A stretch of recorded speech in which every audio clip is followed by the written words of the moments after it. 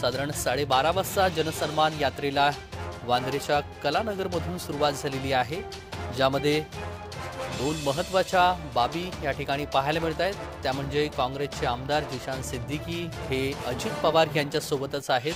बाबा सिद्दीकी देखील आपल्याला या ठिकाणी पाहायला मिळत आहेत। मात्र बाबा सिद्दीकी यांनी राष्ट्रवादी काँग्रेसमध्ये प्रवेश केलाय, मात्र जिशान सिद्दीकी हे राष्ट्रवादी काँग्रेसच्या वाटेवर आहेत की काय असा प्रश्न निर्माण झालेला आहे। राष्ट्रवादीची जनसन्मान यात्रा नवाब मलिकांच्या मतदारसंघामध्ये या क्षणाला पोहोचली आहे आणि या सगळ्या संदर्भात सविस्तर माहिती जाणून घेऊया। या ठिकाणाहून डॅरिल मिरांडा आमचे प्रतिनिधी जोडले गेलेले आहेत। डॅरिल, आपण पाहतोय जनसन्मान यात्रा ही नवाब मलिक यांच्या मतदारसंघामध्ये पोहोचलेली आहे, या क्षणाची अपडेट।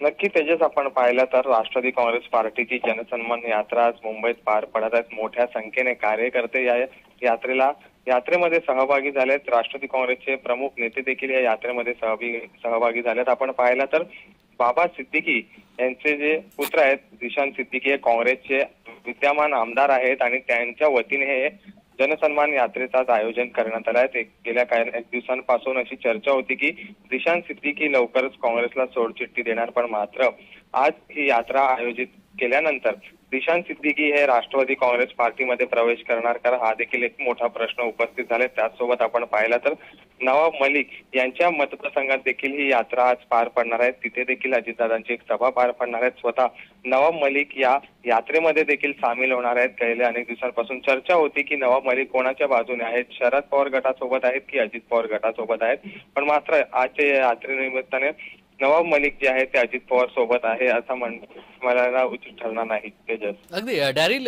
या यात्रेची सुरुवात ही वांद्रेच्या कलानगर मधून झालेली आहे। या यात्रेची सांगता कुठे होणार आहे, कशा पद्धतीने या यात्रेचं मार्गक्रमण असेल?